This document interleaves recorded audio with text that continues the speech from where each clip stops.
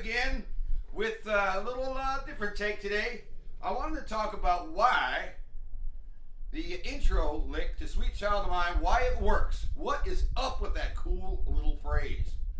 And to start off, I just want to talk about the chord progression. And you can see again, we've got the two measure thing going on with the chords. 2 bars of D, 2 bars of C, 2 bars of G, and 2 bars of D in a repetitive cycle. And most of you already know this lick, I'm sure. And the deal with it is we've got this phrase that repeats over and over. And the only thing that happens really is the first note of each phrase for each chord is changed. So let me talk about that here in a sec. I think right now I'm just going to fire up my backing track. I slowed it down a little bit. And we'll outline the lick itself after I play through it a couple times. And then I'll talk about the magic here, the secret that makes this thing work. All right, here goes nothing.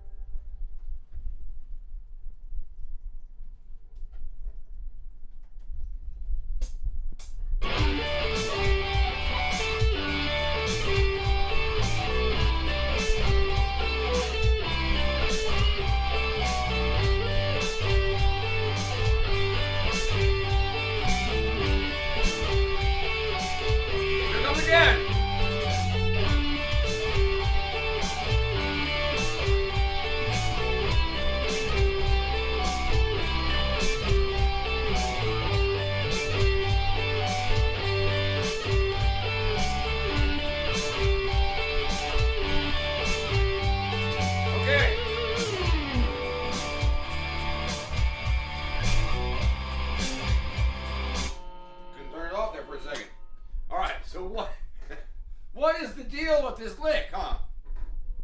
Well, first, let me just talk about the nuts and bolts of the lick.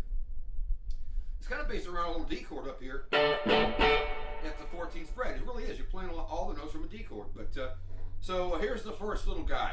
I start on the D string 12, a D note. Then I go down to the B string.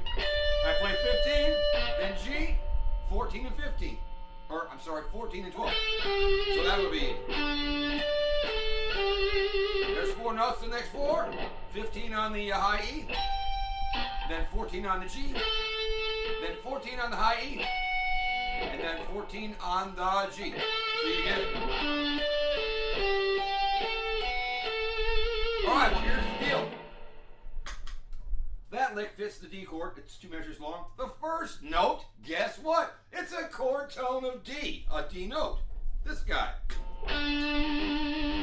12th fret on the D string. Now, check this out.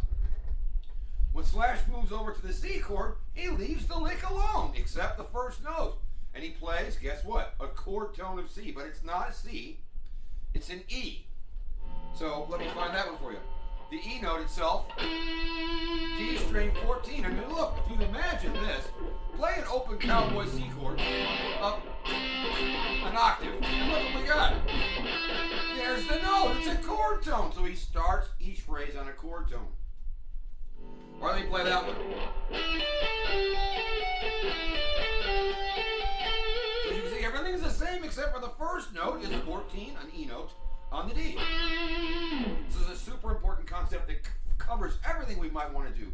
Whether we're playing, different licks for chords or this cool repetitive idea.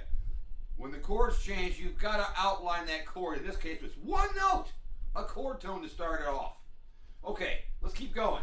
When he goes down to the G, guess what? He starts with a chord tone of G. He uses the 12th fret of the G string, a G note. So that lick would be, let's see. So the lick's still the same except I start on what? 12 on the G. Exactly like the first one that I outlined, except for the first note.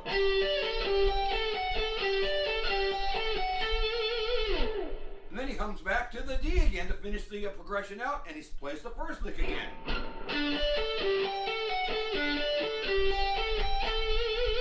So again, the secret here really to building some strong phrases, strong licks, is chord tones.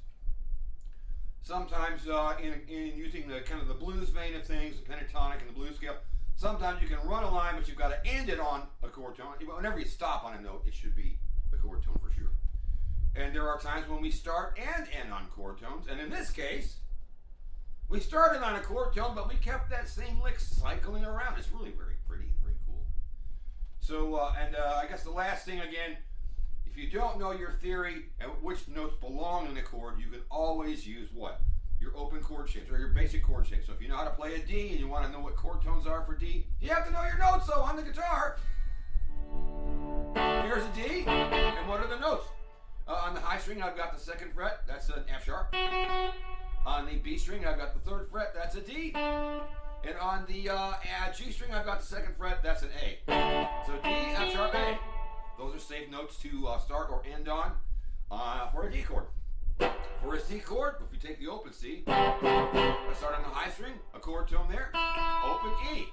Go to the B string, 1st fret, that's a C note, chord tone. Next string G open, that's a chord tone, G. If I keep going, if I go to the D, I've got the 2nd fret on the D string, E note, chord tone. And then back to the A string here, 3rd fret, C note, chord tone. So, your lick should start and end on chord tones, mostly, right? Okay, let's go to the G chord. So I got an open G here, the cowboy G, and the high string 3rd fret is a G note, followed by the open B string, B note, open G string, G note, open D string, D note, 2nd fret on the A, B note, and the top string there, the low E, 3rd fret, G note. So the notes are G, B, D. Yep. And that's how you do it. I just wanted to kind of talk about that, but that's really the secret that makes this thing work. He follows the chords just by changing the very first note of that lick. An iconic, very cool lick. I think he's a genius, really. And I don't know how he stumbled across the lick. Maybe it was like a little practice thing he was doing. I don't know, but it's pretty awesome. But that's how you do it. All right. It's me, the Rock Doctor. I love you. Don't forget to like, subscribe, share, leave me a comment. I don't know. Order me a pizza. All right. Again, I love you, and I'll see y'all later. Bye.